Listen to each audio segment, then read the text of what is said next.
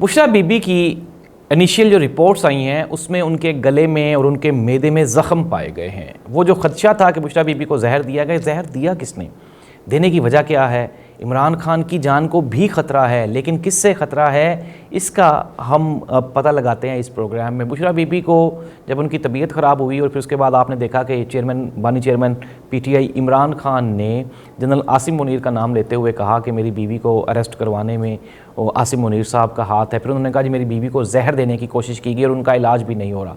कल कोर्ट ने ये फैसला किया था कि उनके टेस्ट वो शौकत खानम हॉस्पिटल से करवाए जाएं, और आज जब उनके टेस्ट हुए हैं तो आपको ये सुनकर तशवीश होगी, जिस तरह से पूरे पाकिस्तान को तशवीश हो रही है कि बुशरा बीबी के गले में और उनके मैदे में वाकई ही ज़ख़म पाए गए हैं। अब ज़ाहिर सी बात है, इसकी एक वजह तो ये भी है कि जब बंदा जेल में हो और गैर मेयारी खाना खा रहा हो तो ऑटोमेटिकली जब वो अनहाइजीनिक फूड आपके मैदे में जाता है तो मसाइल तो होते हैं, लेकिन ये वो माइनर ज़ख़म नहीं है। अभी ये इनिशियल रिपोर्ट्स हैं, डिटेल्स जब आएगी तो वो आपके साथ शेयर भी हो जाएगी और आपको पता भी चल जाएगा। लेकिन नाज़रीन, पाकिस्तान की सियासत में इतने बुरे हालात आज तक कभी भी नहीं आए थे कि एक ऐसा शख्स जो कि एक सियासी जदोजहद कर रहा है, अवाम उसके साथ खड़ी और उसको डराने के लिए उसकी बीवी को जेल में डाला हुआ है। और पीटीआई ने यह भी मुतालबा किया था कि बुशरा बीबी को आप बनी गाला की बजाय अडयाला जेल में रखें, लेकिन जज साहब ने कहा जी कि चूँकि बुशरा बीबी का वकील फेवर ही नहीं लेना चाहता तो उन्होंने वो केस ही खारिज कर दिया। हालांकि जब एक बंदा वहाँ अपने घर में नहीं रहना चाहता, वो कहता है मुझे आप आम जेल में रखें। जब चेयरमैन इमरान खान वो जेल में हैं, जब पाकिस्तान तहरीक इंसाफ की जितनी ख़वातीन हैं वो जेल में हैं, डॉक्टर यास्मीन राशिद हैं, इसके अलावा सनम जावेद हैं और भी बेपनाह लोग सैकड़ों की तादाद में बल्कि हज़ारों की तादाद में पीटीआई के वर्कर्स, कारकुनान और ओहदेदारान वो जेलों में पड़े हुए हैं। तो बुशरा बीबी का भी ये मुतालबा था कि मुझे भी अडयाला जेल में रखा जाए ताकि मैं भी अपनी सज़ा अगर मेरी सज़ा है तो मैं भुगत सकूँ। तोशा खाना केस को तो हमने देख लिया था कि मुअत्तल कर दी गई उसकी सज़ा, लेकिन हमारे जो मोअज़्ज़िज़ चीफ़ जस्टिस हैं इस्लामाबाद हाई कोर्ट आमिर फ़ारूक साहब, वो मसरूफ़ हैं थोड़े से, उनके ना अमूमन उनके पेट में भी कुछ ख़राबी रहती है और बीमार भी थोड़े वो रहते हैं, तो इस वजह से वो कासिर हैं ये केस सुनने से। जजेज़ ने वो जो लेटर्स लिखे थे सुप्रीम कोर्ट में वो तो खामोशी ही छा गई, पता नहीं वो कहाँ चले गए। वो मेरा ख़्याल है कि वो जो खतूत जिस स्याही से लिखे गए थे वो स्याही कमज़ोर साबित हुई और फिर उसके बाद वो स्याही मिट गई। अब तो उस पर कोई आवाज़ भी नहीं उठाई जा रही, कोई आपको सुनवाई भी नहीं हो रही। तो नाज़रीन, ये पाकिस्तान है, इसमें ऐसी चीज़ें चलती रहती हैं। लेटेस्ट जो डेवलपमेंट्स हैं वो यही हैं कि बुशरा बीबी को जहर वाक़या ही दिया गया या नहीं दिया गया, इसका फ़ैसला तो इंशाल्लाह 1 या 2 दिन में हो जाएगा। लेकिन अगर फॉर एग्ज़ाम्पल बुशरा बीबी को जहर दिया गया है तो इट मीन्स दैट कि बानी चेयरमैन इमरान खान की उनकी जान को भी ख़तरात लाहक हैं और इसका बारहा बताया भी जा चुका है कोर्ट्स की जानिब से भी, इदारों की जानिब से भी कि इमरान खान की जान को ख़तरा है। बल्कि हमने वो एक रिहर्सल भी देखी थी वो जिसमें एक चंद रोज़ पहले वो एक अफ़गानी जिसने कि अटैक करने का प्लान किया था अडयाला जेल पे, वो बाद में तो पता नहीं चला कि वो अफ़गानी कहाँ चला गया है या उसको फिर कहीं वापस अफ़गानिस्तान छोड़ आए हैं, लेकिन वो जेल पे कुछ मामला ख़राब किए गए थे।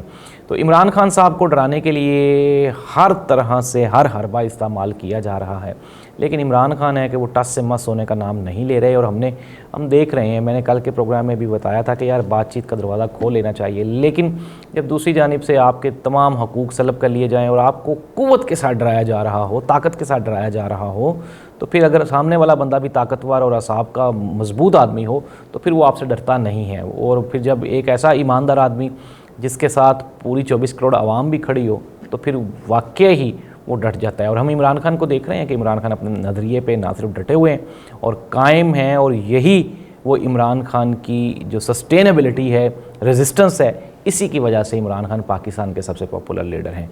अली अमीन गंडापुर ने वफाक के साथ जितना ताउन उन्होंने कहा मैं कर सकता था मैंने किया, लेकिन मुझे जो बिजली है मेरी वो भी पूरी नहीं मिल रही। दूसरी यानी वफाक का ये एतराज़ है कि जी KPK वाले बिल नहीं दे रहे, वहाँ पे बिजली बहुत चोरी हो रही है। इट मीन्स दैट कि आने वाले दिनों में अली अमीन गंडापुर के साथ भी कोई ना कोई नया महाज खोला जाएगा।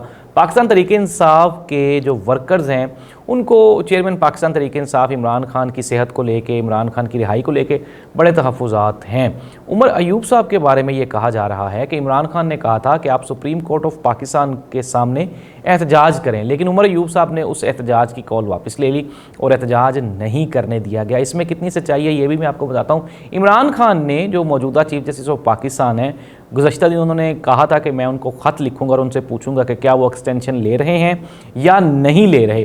तो वो आज रऊफ़ हसन साहब ने एक ख़त लिख दिया है चीफ जस्टिस ऑफ पाकिस्तान को, जिसमें उन्होंने लिखा है कि पाकिस्तान तरीके इंसाफ के ख़िलाफ़ जनरल इलेक्शन से लेके अब तक जो जो नारवा सलूक रखा गया उसमें हमारे चीफ जस्टिस ऑफ पाकिस्तान ने भी इंसाफ नहीं किया और जो मातहत अदालतें हैं, जजेज़ हैं, उन्होंने भी इंसाफ नहीं किया। अब देखना ये होगा कि रऊफ़ हसन साहब जब भी कोई ख़त किसी को लिखते हैं, पहले IMF को भी ख़त लिखा था तो वहाँ से जवाब हो गया था, बल्कि उल्टा उनके ऊपर केस करने की कोई बातें की जा रही थी। क्या चीफ जस्टिस ऑफ पाकिस्तान को ये जो ख़त लिखा गया है, क्या इस पर भी रऊफ़ हसन साहब के ख़िलाफ़ कोई केस होगा या फिर ये इस ख़त को भी कहीं ना कहीं पढ़ा जाएगा? वैसे तो नामुमकिन सी बात लगती है और आइनी तरामीम की जाने वाली हैं, ये मैं आपको कई मरतबा बता भी चुका हूँ कि असम्बली में बिल शिल पेश हो रहे हैं और कोशिश की जाएगी कि काजी साहब को जाने ही ना दिया जाए। लेकिन अगर काजी साहब जाएंगे भी तो एक नई तरमीम आ रही है जिसके तहत मैंने आपको बताया था कि 3 जजेस होंगे, उसमें से एक सिलेक्ट करना होगा। तो जाहिर सी बात है जब 3 में से कोई एक तो ऐसा होगा ना जो जिस तरह से जिसको ख़त लिखे जाएंगे और वो ख़तों का जवाब नहीं देगा, तो ये जाहिर सी बात है कानून के अदलिया एक वो सिलसिला शुरू हो गया था, एक पैटर्न बन गया था जिसमें वो जो सीनियर तरीन जज होता था वो सुप्रीम कोर्ट ऑफ पाकिस्तान का चीफ जस्टिस होता था। लेकिन इसको भी डिस्टर्ब करने की कोशिश की जा रही है। हमारे मुल्क में हमारा जो आइनी जुडिशरी सिस्टम है, जुडिशल सिस्टम, ये ऑलरेडी कोई 136 नंबर पे है। अब वो हम माइनस इंडेक्स में जाएंगे जिसका नुकसान पाकिस्तान की कौम को भी होगा। नादरीन, आने वाले दिनों में आम आदमी की ज़िंदगी में जो तब्दीलियाँ रौनमा होने वाली हैं, रोटी तो 4 रुपये सस्ती हो गई, लेकिन रोटी सस्ती होने के साथ ही पेट्रोल महंगा हो गया है, इसके अलावा गैस महंगी, बिजली महंगी, और आने वाले दिनों में GST बढ़ाया जाएगा। IMF से जैसे ही कर्जा आएगा तो एक महंगाई का एक नया तूफ़ान जन्म लेगा जिससे आम आदमी की ज़िंदगी वो डिस्टर्ब होगी। और आम आदमी की ज़िंदगी तब तक बेहतर नहीं हो सकती जब तक इस मुल्क में ये जो सियासी मसाइल हैं इनका हल बातचीत के ज़रिए नहीं निकाल लिया जाता। और सियासी मसाइल का हल तब तक मुमकिन नहीं है जब तक आप पाकिस्तान की सबसे बड़ी सियासी जमात यानी कि पाकिस्तान तहरीक इंसाफ को अपने साथ नहीं बिठाते, उनसे बातचीत नहीं करते। तो बानी चेयरमैन पाकिस्तान तहरीक इंसाफ, उनकी तरफ से अली अमीन गंडापुर ने यह बयान दिया कि इमरान खान साहब का ये कहना है कि अगर मुल्क की बेहतरी के लिए मुझसे कोई बात की गई तो मैं उसका मुस्बत जवाब दूंगा, इवन कि अगर मुझे पीछे रिट्रीट भी करना पड़े तो मैं करने के लिए तैयार हूँ मुल्क और कौम की बेहतरी के लिए। लेकिन ऐसी बात है, इसके लिए आपको इमरान खान के पास तो जाना पड़ेगा ना, इमरान खान से बात तो करनी पड़ेगी, बजाय इसके कि आप इमरान खान के घर पे कब्ज़ा करने की कोशिश करें, इमरान बनिंगाला, ज़मान पार्क और बकाया भी जगहों पे आप इमरान खान को तंग करें, उसको जेल में रखें और उसकी बीवी को जहर दें और फिर आप कहें कि इमरान खान आपसे बातचीत करने के लिए आएगा, तो ये मुश्किल ही नहीं, नामुमकिन सी बात दिखाई देती है। लेकिन वक्ती तौर पे नाज़रीन, पाकिस्तान में जो पॉलिटिकल स्टेबिलिटी है वो तो दूर दूर तक दिखाई नहीं देती। इवन के आने वाले दिनों में ये बड़ी ब्रेकिंग न्यूज़ है और बड़ी ख़बरें हैं कि मुस्लिम लीग नून के अंदर इतना बड़ा एक डेंट पड़ चुका हुआ है कि किसी भी वक्त पाकिस्तान मुस्लिम लीग नून के 4 या 5, पहले तो 2 कहते हैं नून और शीन तो बन गई हैं। ये वो लोग जो कहते हैं नून में से शीन नहीं निकली, नून और शीन इकट्ठी हैं, तो उनकी ये गलत फहमी है। पाकिस्तान मुस्लिम लीग नून में 2 सियासी जमातें हैं और 2 की बजाय भी 2 कह रहा हूँ, ये 4 या 4 से ज़्यादा ग्रुप्स बन चुके हुए हैं। पाकिस्तान तहरीक इंसाफ में भी 2 ग्रुप्स डोमिनेंट हैं, लेकिन वो दोनों ग्रुप्स वक्ती तौर पे पार्टी के साथ सिंसियर हैं। हाँ, अलबत्ता एक ग्रुप का ये मानना है कि रेजिस्टेंस की जाए, लड़ाई झगड़ा किया जाए, और दूसरे ग्रुप का ये मानना है कि बातचीत के ज़रिए मसाइल का हल निकाला जाए।